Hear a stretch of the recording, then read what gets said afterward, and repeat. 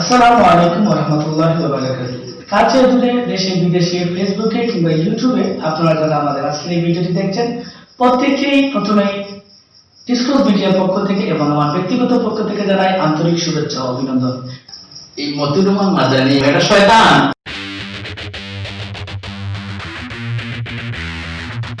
প্রিয় দর্শক, আমাদের আজকে আলোচিত বার্তা অনুষ্ঠানে প্রতিবারের মতো আজকে একজন অতিথি আছেন এবং উপস্থাপনায় প্রতিবারের মতো আপনাদের সাথে আছি আমি মোহাম্মদ রায়হানুর রহমান এবং আমার সাথে অতিথি হিসেবে আজকে যিনি আছেন ওনার পরিচয়টা আবার আপনাদের কাছে বলে দিচ্ছি, হয়তো অনেকেই আগে অনেকে দেখেছেন। আর আজকে আবার আপনাদের কাছে স্টুডেন্টদের পরিচয় করে দিচ্ছি। উনি বাংলাদেশ জাতীয় উলামা মাশায়েখ পরিষদের জেনারেল সেক্রেটারি বিয়ানীবাজার শাখা এবং সেই সাথে একজন প্রবীণ আলেম। উনি খুব ভালো বয়ান করে থাকেন, আপনারা দেখেছেন এবং ইতিপূর্বে আপনি জানতে পেরেছেন দেশের বাহিরেও কয়েকবার প্রোগ্রাম করেছেন। আর ওনার পরিচয় বলে দিয়েছি, শুধু নামটা বলা বাকি ছিল। উনি হযরত মাওলানা হুমায়ুন রশিদ জাইদি হুজুর, উনি আমাদের সাথে আছেন। চলুন কথা না বাড়িয়ে আমাদের আজকের মূল টপিকে চলে যাই। আসসালামু আলাইকুম। ওয়ালাইকুম আসসালাম ওয়া রাহমাতুল্লাহি ওয়া বারাকাতুহু। কেমন আছেন? আলহামদুলিল্লাহ ভালো আছি। তো বর্তমান দেশের বর্তমান পরিস্থিতি নিয়ে কি কিছু বলার আছে? অবশ্যই আছে। বর্তমান দেশের পরিস্থিতি খুবই নাজুক অবস্থায় আছে। বিশেষ করে দেশ এবং বিদেশে বর্তমান যে পরিস্থিতি চলছে সেটা হচ্ছে, আমরা যেহেতু মুসলিম, এজ এ মুসলিম হিসেবে সারা বিশ্বে দেখা যাচ্ছে যে আমাদের কলিজার টুকরা, আমাদের হৃদয়ের স্পন্দন, আমাদের যিনি হার্ট, আমাদের প্রিয় নবী বিশ্ব নবী মুহাম্মদ রাসূলুল্লাহ সাল্লাল্লাহু আলাইহি ওয়াসাল্লামকে নিয়ে ফ্রান্স যে অবমাননাকর যে পরিস্থিতি সৃষ্টি করেছে আমাদের নবীর বিষয়ে, সেটা নিয়ে আমাদের দেশে এবং বিদেশে তোলপাড় হচ্ছে বলে আমি মনে করি। বর্তমান বিশ্ব পরিস্থিতিও খুবই নাজুক এবং বাংলাদেশের পরিস্থিতিও খুবই নাজুক। ধন্যবাদ। আমরা সেই বিষয়গুলো অবলোকন করতেছি। এবার যেহেতু এখানে চলে এসেছে যে বর্তমান খুবই গুরুত্বপূর্ণ যে বিষয়, যে ফ্রান্সের রাসূল সাল্লাল্লাহু আলাইহি সাল্লামের ব্যঙ্গচিত্র নিয়ে পৃথিবীতে একটা আন্দোলন সৃষ্টি হয়েছে। তো আমি এবার বলতে চাই যে আপনাদের উলামা মাশায়েখ পরিষদের পক্ষ থেকে কিংবা আপনি যতটুকু জানি যে আপনি কোনো একটা সংগঠনের সাথে জড়িত হতে পারেন, তো আমি যেটা বলতে চাই যে এই বর্তমান সময়ে আপনি বা আপনার সংগঠনের মানুষের কতটুকু কাজ চলছে বা কিরকম আন্দোলন হচ্ছে আপনি মনে করেন? হ্যাঁ, আমরা শুধু যে সাংগঠনিকভাবে করতে হবে সেটা না, আমরা মুসলমান হিসেবে আমাদের দেশে বিভিন্ন সংগঠন আছে, প্রত্যেকেই তার অবস্থান থেকে আমি মনে করি মুহাম্মদ ইসলামের বিরুদ্ধে যে অবমাননাকর যে বিষয় এনেছে তার বিরুদ্ধে প্রতিবাদ করা প্রত্যেক মুসলমান পুরুষ, মুসলমান নারীর উপরে ফরজ হয়েছে বলে আমি মনে করি।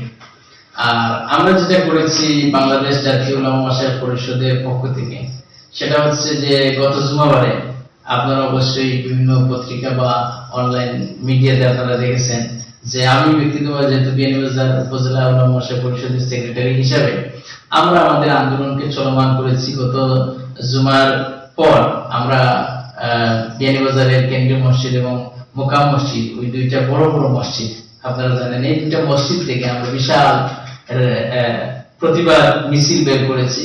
মানুষ, মুসলমান প্রত্যেক দলের নেতা এবং কর্মীরাও আমাদের সাথে ছিলেন, তারা সাড়া দিয়েছেন এবং আমরা সফল হয়েছি। গত জুমাবারে আমরা প্রতিবাদ জানিয়েছি যে আমাদের পক্ষ থেকে, বিশেষ করে বিয়ানীবাজারবাসীর পক্ষ থেকে, সারা বাংলাদেশের পক্ষ থেকে, যে মুহাম্মদ ইসলামকে এভাবে অবমাননা করা ঠিক হয়নি এবং এটা ফ্রান্স একটা সভ্য দেশ হিসেবে আমরা মনে করি, কিন্তু এই সভ্য দেশ হয়ে যদি অসভ্যতার প্রকাশ করে তাহলে তাদের সভ্যতার প্যান্ট, সভ্যতার শার্ট, সভ্যতার তাদের যে টাই আছে, এটা মানুষের সামনে প্রকাশ হয়ে গেছে। কারণ ফ্রিডম অফ স্পিচ তার মানে এটা না যে অন্য ধর্মকে গালি দেওয়া, অন্য ধর্মকে হেয় করা, এটা ঠিক না। অন্য ধর্মীয় লিডারকে হেয় করা, কারণ আমাদের ধর্ম তো মানা করা হয়েছে অন্য ধর্মকে গালি না দেওয়ার জন্য। যে ঈসা আলাইহিস সালাম হচ্ছে এই ম্যাক্রন, যিনি ফ্রান্সের প্রেসিডেন্ট বা প্রধানমন্ত্রী, ওনার ওনাদের প্রফেট হচ্ছেন, ওনাদের নবী হচ্ছেন ঈসা আলাইহিস সালাম। কিন্তু আমরা ঈসা আলাইহিস সালামকে মানা এবং তাকে সম্মান করা ফরজ হয়েছে। আমাদের নবী বলেছেন প্রত্যেক নবীকে আমরা মানি, প্রত্যেক নবীকে সম্মান করি। এই হিসাবে এটা ঠিক হয় নাই। আমরা আমাদের পক্ষ থেকে, বিনোদন উপজেলার পক্ষ থেকে সর্বস্তরের মানুষ নিয়ে আমরা প্রতিবাদ করেছি, মিছিল করেছি, বিভিন্ন নেতা বক্তব্য দিয়েছেন, আমরাও দিয়েছি, আমরা প্রতিবাদ জানিয়েছি মুসলমান হিসাবে। আচ্ছা, এখানে একটা প্রশ্ন চলে আসলো, যেহেতু আমরা দেখতে পাচ্ছি যে বাংলার বিভিন্ন প্রান্তের বিভিন্ন দলের এবং মতের সকল মানুষই, সকল মুসলমান আন্দোলনে এসেছে। তো আমি এখানে একটা প্রশ্ন রাখতে চাই, আপনার কি মনে হয় যে বাংলাদেশের সকল মুসলমান একই সাথে আন্দোলনে চলে এসেছে, নাকি কিছু সংখ্যক মানুষ বাকি রয়েছে? এটা কি মনে হয় আপনার? হ্যাঁ, এখানে সব মানুষ যে এসেছে এটাও বলা যাবে না। আবার কিছু সংখ্যক মানুষ, যেমন আমাদের দেশের অন্য ধর্মের তো আসবে না, আমাদের দেশে মুসলমান অন্য ধর্মাবলম্বী মানুষ আছে, তারা কিন্তু আসবে না। তো আমাদের মুসলমানদের মধ্যে অনেক মানুষ আছে যারা উবাস হয়ে থাকে, যারা হককে হক হিসেবে জেনে শুনে ওইটাকে স্বীকার করছে না। আবার ওই যে ইসলামী ধর্মীয় মিটিং গুলা হচ্ছে, মুসলিমের প্রতিবাদ মিছিল, মিটিং, তারপরে র্যালি, এগুলা দেখেও কারো কারো যারা মুনাফিক শ্রেণী আছে তাদের জ্বালাতন হচ্ছে বলে আমি মনে করি। এই মুনাফিক গুলো আবার আসতেছে না। এই মুনাফিক আপনারা তো অবশ্যই চিনেন। যেমন এখন তো আর এই যুগ নাই যে রাসূল সাল্লাল্লাহু আলাইহি ওয়াসাল্লাম বলেছেন ও মুনাফিক, সে মুনাফিক, আল্লাহ তাআলা ওহীর মাধ্যমে জানিয়েছেন। কিন্তু এখনকার যুগে তো সেই সিস্টেম নাই। হলে মুসলমানদের মধ্যে বড় বড় মুনাফিক গুলো বসা আছে আমাদের দেশে এবং সারা বিশ্বে। তার মানে হচ্ছে রাসূল সাল্লাল্লাহু আলাইহি ওয়াসাল্লামকে তো বড় কথা বলা হলো, ওনাকে গালি দেওয়া হলো। আমাদের দেশে বড় বড় অনেক নেতা আছে, তারা কিন্তু কথা বলছে না। আবার দেখেন মুসলমান, কিন্তু নামদারি মুসলমান, কিন্তু কথা বলছে না। আবার দেখেন ওই যে মধ্যপ্রাচ্য, বিভিন্ন ইসলামিক দেশগুলোতে যারা বড় বড় পদে বসে আছে, প্রেসিডেন্ট, প্রধানমন্ত্রী, রাজা হয়ে বসে আছে, তারা কিন্তু এই প্রতিবাদটা করছে না। তাহলে বোঝা যাচ্ছে ওরা ওই যুগের আব্দুল্লাহ ইবনে উবাইয়ের মতো বড় মুনাফিক বলে মনে করি। আরেকটা প্রশ্ন আপনার কাছে আমি রাখতে চাই, যে প্রশ্নটা হচ্ছে, আমরা ইতিপূর্বে দেখেছি বিভিন্ন রাজনৈতিক প্রেক্ষাপটে যে নেতার জন্য, আন্দোলনের জন্য সাদা কাফন পরে কিংবা মারা যাবে, রাস্তায় শহীদ হবেন, এরকম মনোভাব নিয়ে রাস্তায় প্রতিবাদ হয়েছে, স্লোগান হচ্ছে, মিছিল হয়েছে, সভা হয়েছে, সেমিনার হয়েছে। তো বর্তমান সময়ে যে এরকম কোন প্রতিবাদ হচ্ছে না কেন, যে আমরা রাস্তায় জীবন দেব বা আমরা শহীদ হব, সেরকম আন্দোলন কেন হচ্ছে না? আর আপনার কি মনে হয় সেরকম একটা আন্দোলন হওয়া উচিত? আসলে যেভাবে পৃথিবীতে ইসলামকে শেষ করার জন্য, ধ্বংস করার জন্য যেভাবে পৃথিবীর বড় বড় মোড়লগুলো, বিশেষ করে বড় বড় দেশগুলো যেভাবে পিছিয়ে লেগেছে, সেই হিসাবে আমার মনে হয় যে তৃতীয় বিশ্বযুদ্ধ হওয়া উচিত। মুসলমানেরা যেভাবে মুসলমানদেরকে হেয় করা হচ্ছে, ইসলামকে হেয় করা হচ্ছে, মুহাম্মদ সাল্লাল্লাহু আলাইহি ওয়াসাল্লামকে হেয় করা হচ্ছে, এই হিসাবে তৃতীয় যুদ্ধের ঘোষণা যদি কোনো মুসলমান দিতেন, তাহলে মুসলমানরা হয়তো মাথায় কাফন বেঁধে তারপরে হাতে তরবারি নিয়ে তারা বের হতো বলে মনে করে। কিন্তু কোনো যুদ্ধের তো ঘোষণা আসতেছে না, সেই জন্য হয়তো বের হচ্ছে না। তবে যেহেতু জিহাদ ফরজ আমাদের উপরে, আর আল্লাহ রাসূল বলেছেন যে আল জিহাদু মাদি ইলা ইয়াউমিল কিয়ামা, কিয়ামত পর্যন্ত জিহাদ চলবে।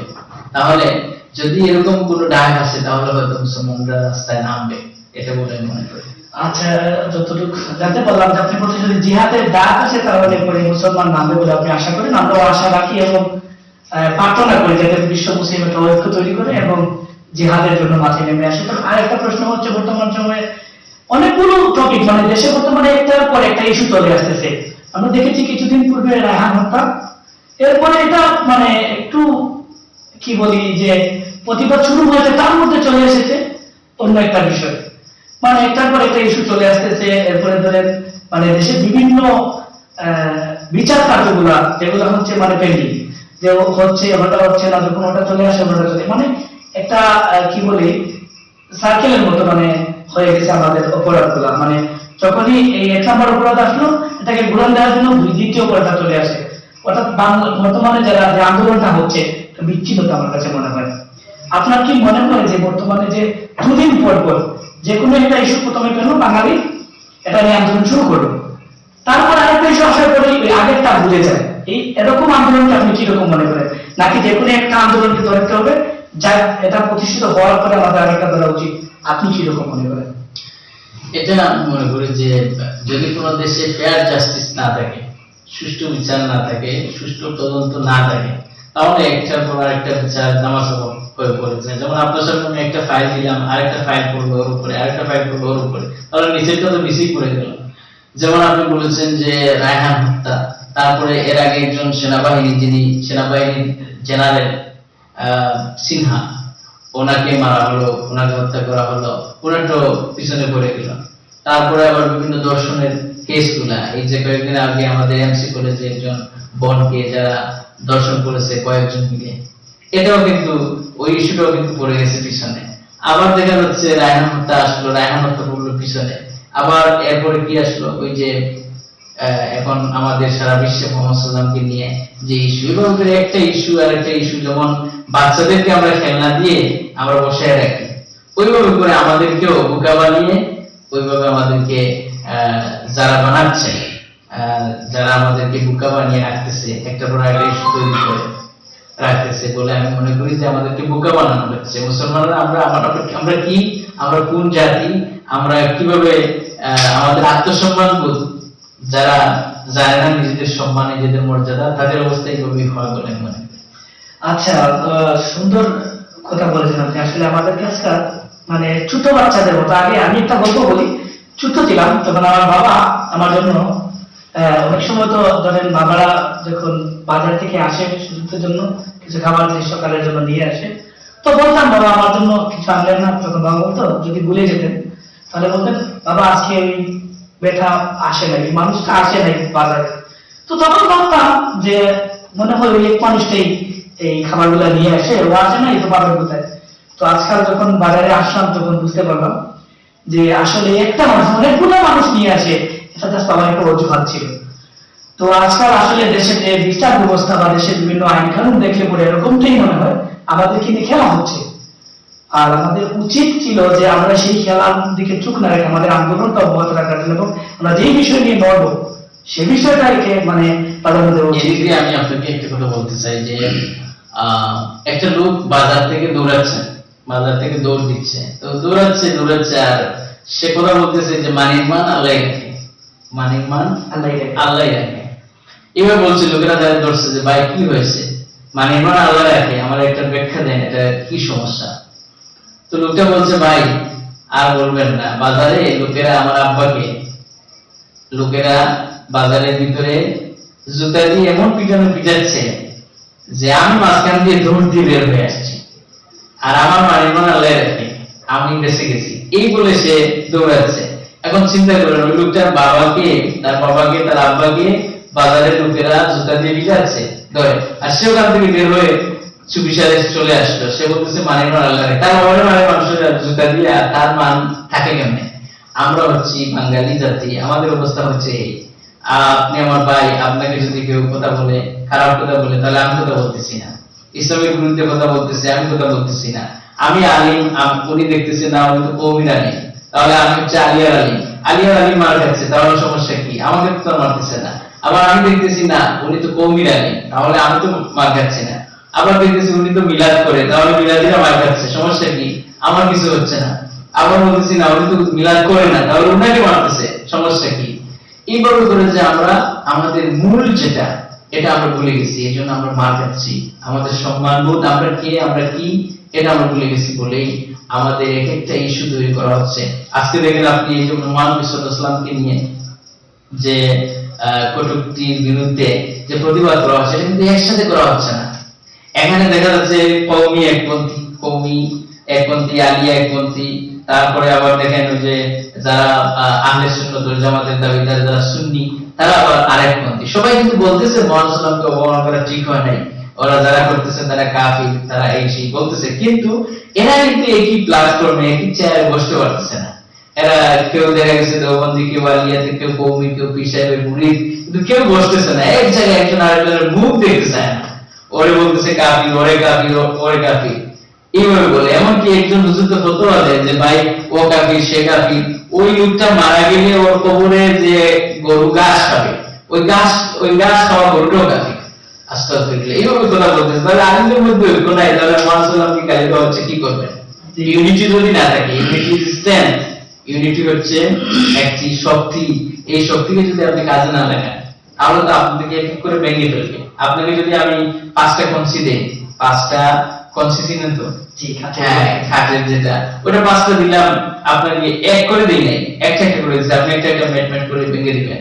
কিন্তু 5টা যদি একসাথে দিই আপনি ভাবতে পারবেন না। তাহলে যদি কওমি, আলিয়া, ফুলতলি, দেওবন্দ, হাটহাজারী, তারপরে ওই আলোচনা তরজামা, সুন্নি, মিলাদি, কিয়ামি, যারা মিলাদ করে না, সবাই যদি এক প্ল্যাটফর্মে বসতে পারতো, তাহলে এই দেশে এরকম কোনো ইস্যু তৈরি হতো না, এবং এই দেশে আলিমরা নেতৃত্ব দিত, আলিমরা এই দেশ নেতৃত্ব দিত, এই দেশ চালাতো বলে আমি মনে করি।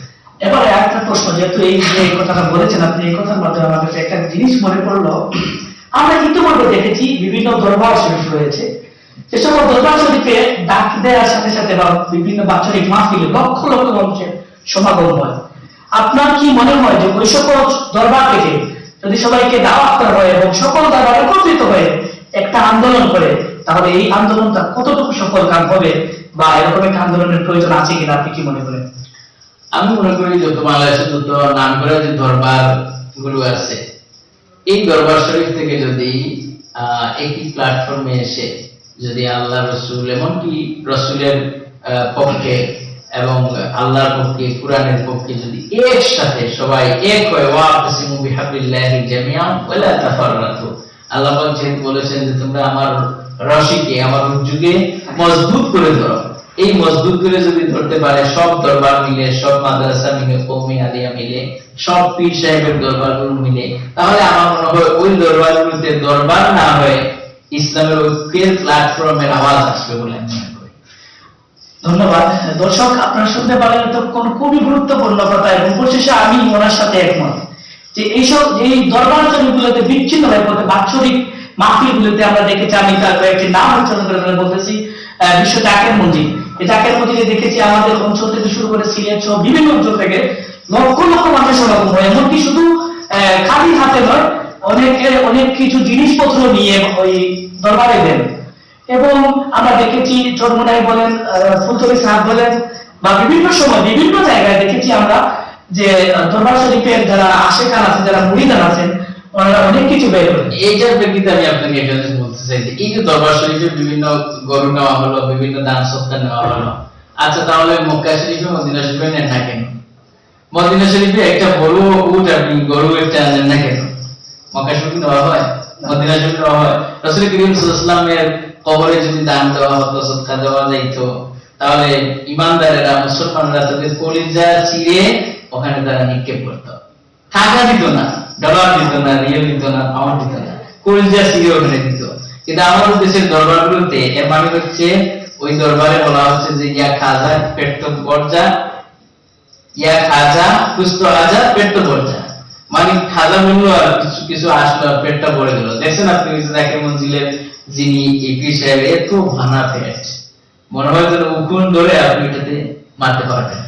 তারপরে দরজা যদি খুলতে চায় আপনি, তাহলে দরজা খুলতে গিয়ে ওনার পেট হাত দিয়ে দেখানো লাগবে না, ওই পেট দিয়ে ধাক্কা দিবে, বাস পেটের একদম দরজা খোলা হয়ে যাবে। তারপরে উনি যদি কোথায় যদি ঢুকে, লোকেরা বলবে পীর সাহেব কোথায়, বলবে পীর সাহেব পিছনে, তাহলে ওনার পেট তো সামনে। এই যে অবস্থা, এই পীরগুলো খেয়ে খেয়ে এই মোটামুটি হয়ে গেছে। এই দরবারগুলোতে যদি আল্লাহ এবং রাসূলের সঠিক বোঝগুলো যদি দেওয়া হতো, আমি দরবার বা পীরদের বিরুদ্ধে বলছি না, পীর দরকার আছে, পীর এবং আলিম না হলে এই দেশে ইসলাম আসছে পীরদের মাধ্যমে, এই দেশে ইসলাম আসছে পীরদের মাধ্যমে। আপনি দেখেন জয়পুরি বলেন, ফুরফুরা বলেন, শর্ষিনা বলেন, এরাই এই বাংলাদেশে ইসলাম এনেছেন।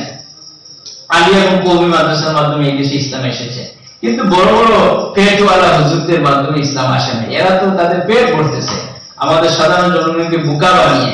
ওই যে আল্লাহ পাক বলেছেন যে আমওয়ালান নাসে বিল বাতিল, যারা বাতিল পন্থায় মানুষের অর্থ সম্পদ পেট পুরে খায়, ভর্তি করে, এদেরকে মানে জাহান্নামের আগুন দিয়ে এরা পেট করে। এই সমস্ত পীরদের কাছ থেকে আমরা পানা চাই, এই সমস্ত দরবার থেকে আমরা পানা চাই বলে আমি মনে করি। আমিন। দর্শক, আমরা দেখতে দেখতে প্রায় অনুষ্ঠানের শেষ পর্যায়ে চলে এসেছি। তো আজকের এই আলোচনা থেকে আমরা যে বিষয়গুলো জানতে পারলাম, বর্তমান বিশ্বে মুসলমানদের উপর কিংবা ধর্মের উপর বা বিভিন্ন সমাজে সকল হস্তক্ষেপ করা হচ্ছে বা যে সকল সমস্যাগুলো সৃষ্টি হচ্ছে, সেই সমস্যাগুলোতে আমাদের উচিত বিচ্ছিন্নভাবে নয়, কে আলিয়া, কে কওমি, কে জামাত, কে সুন্নি, কেবা জাকের মন্দিরে কেবা ফুলতলি কে ফুরফুরা সেটা দেখার বিষয় না। আমাদের উচিত উই আর মুসলিম, আমরা মুসলমান, এটা সব থেকে বড় পরিচয়। এবং আমরা দেখেছি ইতিপূর্বে মানে কবি মুহিব খান একটা গান গিয়েছিলেন, হে যুবক তুমি বাঙালি হোক কিংবা ইন্ডিয়ান কিংবা জার্মান কিংবা জাপানি কিংবা চাইনিজ রাশিয়ান, মানে এই কথা বলে সবকিছু শেষে আমরা মুসলমান। দর্শক, আমরা অনুষ্ঠানের প্রায় শেষ পর্যায়ে, তার পূর্বে আমি আরেকটি প্রশ্ন জানতে চাইব। বর্তমান সময়ের খুবই আলোচিত এবং সবার পরিচিত একজন বক্তা জনাব মতিউর রহমান মাদানী, ওনার সম্পর্কে কিছু বলেন। এই মতিউর রহমান মাদানী যিনি এসি রুমে বসে ইসলামের পক্ষে কথা বলে, ইসলামের বিপক্ষে কথা বলে, বাংলাদেশ সহ গোটা বিশ্বের এমন কোন আলিম নাই যার বিরুদ্ধে সে কথা বলে না, বুঝতে হচ্ছে সেই একা আলিম।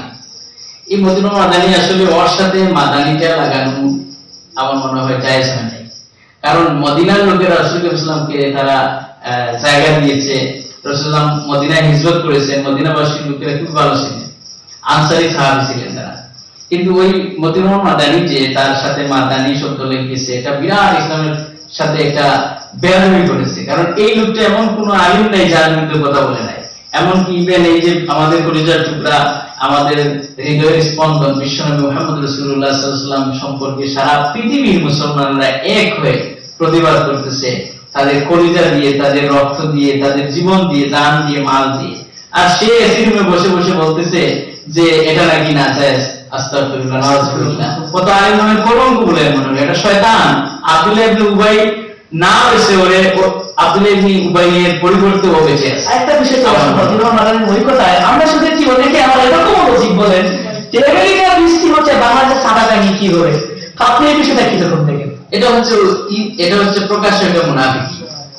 আপনি আমেরিকায় বৃষ্টি হচ্ছে, বাংলাদেশে ছাতা টাঙ্গাবেন, তাহলে আমেরিকায় এখন নির্বাচন হচ্ছে, আপনি বাংলাদেশে বসে বসে টিভি দেখেন কেন? টিভিতে ওই নির্বাচনের টপিকস গুলা দেখেন কেন? তাহলে আপনি তো বলেন ভাই নির্বাচন তো হচ্ছে আমেরিকায়, এখানে আমি ও কি ও কত ভোট পাইছে আর ও কত ভোট পাইছে, এটা তো আমার দেখার বিষয় না। তাহলে ইসলাম হচ্ছে একটা দেহের মতো, আমেরিকা বিষয় না। ইসলাম হচ্ছে কাজাসাদিল ওয়াহিদ, একটা দেহের মতো। আপনার দেহ হচ্ছে, আপনি যদি মাথায় ব্যথা করে তাহলে পা টের পাবে, পায়ে যদি ব্যথা করে তাহলে কোথায় টের পাবে? মাথায় টের পাবে। তাহলে যদি বাংলাদেশের মুসলমান যদি আক্রান্ত হয় তাহলে মালয়েশিয়ার মুসলমান কিন্তু ব্যথা পাবে, আর মালয়েশিয়ার যদি মুসলমান আক্রান্ত হয় তাহলে আমেরিকার মুসলমানের ব্যথা হবে। কারণ কাজাসাদিল ওয়াহিদ, একটা দেহ। সৌদের মুসলমান কষ্ট পায় তাহলে আমি কষ্ট পেতে হবে। এটা যদি না পায় তাহলে বুঝতে হবে যে আমার ইমানের প্যারালাইসিস হয়ে গেছে, ইমানটা আমার প্যারালাইজ হয়ে গেছে। এটারে ডাক্তার দেখাতে হবে অথবা ইমানকে পরিবর্তন করে আবার পরিবার করে মুসলমান হতে হবে, এটা বলে আমি মনে করি। আর মতিউর রহমান মাদানী সম্পর্কে বলছি, এটা আসলে বিরাট একটা বড় শয়তান, শয়তানে আকবর, যেটাকে আমি মনে করি বাংলাদেশের সমস্ত আলিম উলামা, সারা বিশ্বের আলিম উলামা একমত হবেন এই এসি মার্কা মতিউর রহমান মাদানী একটা বিরাট বড় শয়তান, এবং উলামায়ে সু হিসাবে মনে করি, একটা খারাপ আলিম হিসেবে মনে করি, আলিম নামের কলঙ্ক হিসেবে আমি মনে করি। ধন্যবাদ দর্শক, আমরা অনেক কথা বললাম আমার সাথে। আপনাদের পরবর্তী কোনো প্রশ্ন থাকলে অবশ্যই আমাদেরকে কমেন্ট বক্সে জানাবেন, আমরা পরবর্তী আলোচনায় আপনাদের সেই টপিক নিয়ে আলোচনা করার চেষ্টা করবো। আর আসলে এই বিষয়টা আলোচনার বিষয় না, এই বিষয় থেকে আমাদের এই আলোচনার মূল ইচ্ছেটা বা আমাদের এই আলোচনার মূল কারণ হচ্ছে আপনাদেরকে জাগ্রত করে দেয়া এবং আপনাদের মনের মধ্যে সেই বিষয়টা জাগিয়ে দেয়া যে আমাদের নিয়ে আছে খেলা হচ্ছে, আমাদের মুসলমানদেরকে নিয়ে পুতুল খেলা হচ্ছে অনেকটা। আপনারা জাগ্রত হোক এবং আন্দোলনের ধারাটা অব্যাহত রাখুন। কেন আল্লাহ রাসূলকে নিয়ে কটাক্ষ করা হবে? শুধু এবছর নতুন নয়, আমরা দেখেছি ইতিপূর্বে আরো হয়েছে। তো আমরা যেটা বলতে চাই, আমাদের উচিত সকলে দল মত নির্বিশেষে একই প্ল্যাটফর্মে এসে মুসলমানদের যে একটা শক্তি, ইমানি শক্তি রয়েছে, সেই ইমানি শক্তির জানা দেওয়া আমাদের একান্ত উচিত বলে আমি মনে করি। পরিশেষ দর্শক, আপনাদের মূল্যবান সময় নষ্ট করার জন্য আমরা দুঃখ প্রকাশ করছি এবং আমাদের সাথে থাকার জন্য ধন্যবাদ জ্ঞাপন করছি। আর যারা আমাদের চ্যানেলটি সাবস্ক্রাইব করেন নাই, আপনাদের সাবস্ক্রাইব করার জন্য বলছি, কারণ আপনি আমাদের পরবর্তী ভিডিওটি সবার আগে পেয়ে যাবেন ইনশাআল্লাহ। বলছি সবাই ভালো থাকুন, সুস্থ থাকুন। ধন্যবাদ সবাইকে। আসসালামু আলাইকুম, আল্লাহ হাফেজ।